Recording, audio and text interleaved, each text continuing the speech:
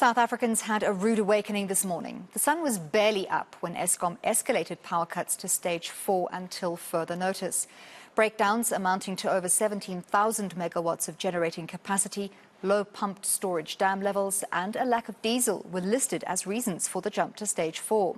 So far this year, we've had 116 days worth of blackouts, which amounts to around 2,800 hours in darkness. Let's discuss this further with energy analyst Ruse Moleshe. Ruse, thank you very much for your time this evening.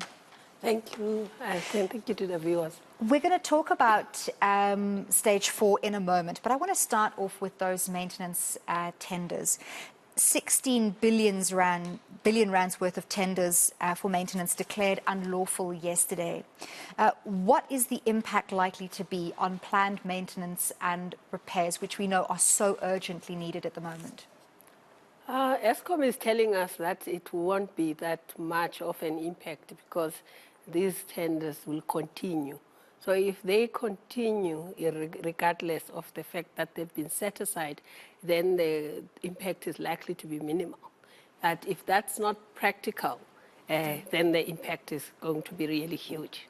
Surely one company undertaking maintenance while they're not supposed to be doing so, but they're waiting for an interim solution to be found and another tender to be awarded, that sounds like it's likely to be a messy process. And we know that Eskom has been given very strict deadlines to adhere to in terms of the time frames for putting out the tenders again, the awarding of the tenders, etc. Do you think Eskom, in crisis mode, as we see it now, is capable of sticking to those timelines, especially when it seems that so much are out of their control?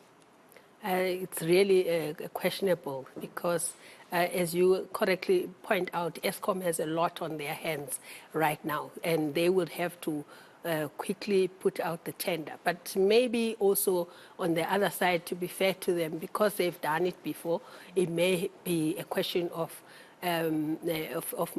rectifying whatever needs to be rectifying. So they could, and it is an order of the court at the end of the day, so they have to do it. Yeah.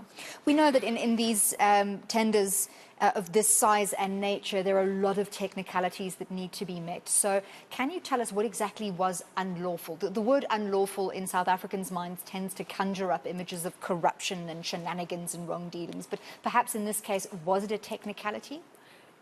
It sounds like it. Having not gone through it in detail, I don't want to venture out too much into that, but it sounds like it's a technicality at this stage. But yeah, it sounds like it's a technicality, yeah. So let's talk a little bit more about stage 4. Can you explain to us, because a lot of the explanations for why load shedding is suddenly ramped up, South Africans, I think, perhaps at this stage are so tired that we don't even want to listen to the explanations anymore. But what's at the heart of this?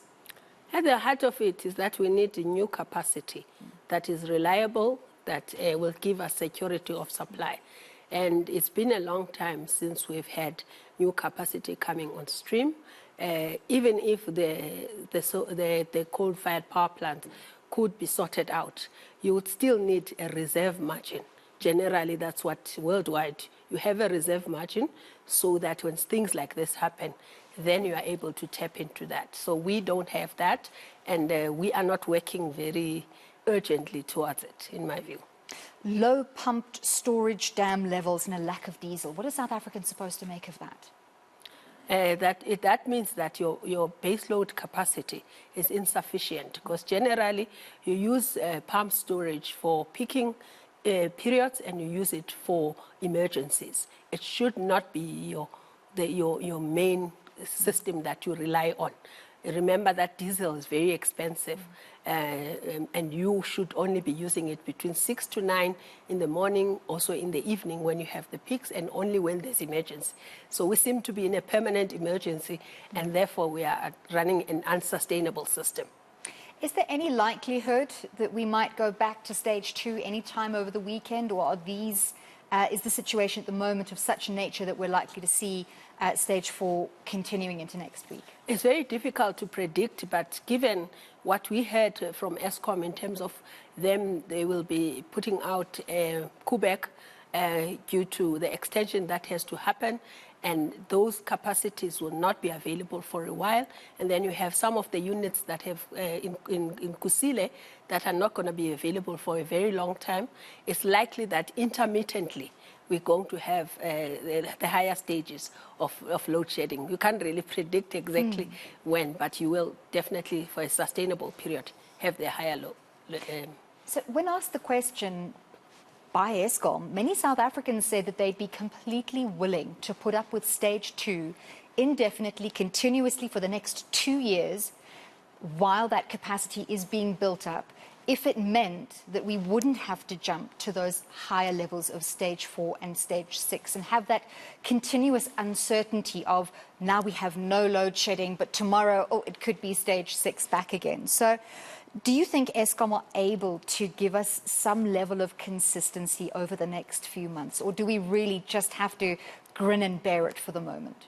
Eskom cites different reasons for the problems. That means that there's a level of unpredictability in the system. If you're going to cite corruption within the system, do you have control over that? Do you understand it to the extent that you should? Are you putting measures in place?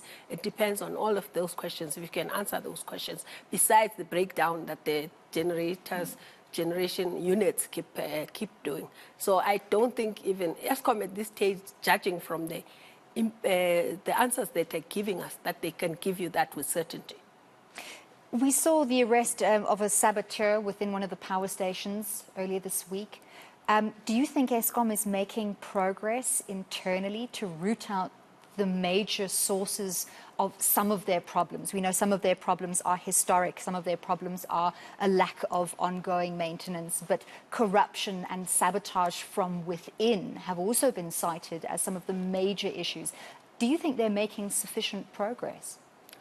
I don't have that confidence, unfortunately, because Eskom themselves are telling us that they don't know who the people are. But it is encouraging, I must say, on a positive note, that there are people that are found out. But I don't know if there's a methodical process. I remember when the Minister of Police, Bekele, went to Eskom to visit Tutuka, he mentioned that he was hearing of this or understanding this for the first time. So I don't know if there's a clear methodical process. We know that there are investigations that are happening internally. But is there a methodology? Is there a clear understanding of who, or is it random? I don't know. Well, let's hope we come to some of a better level of understanding over the next couple of months. Thank you very much for your insights. We've been speaking to energy analyst Ruse Moleshe.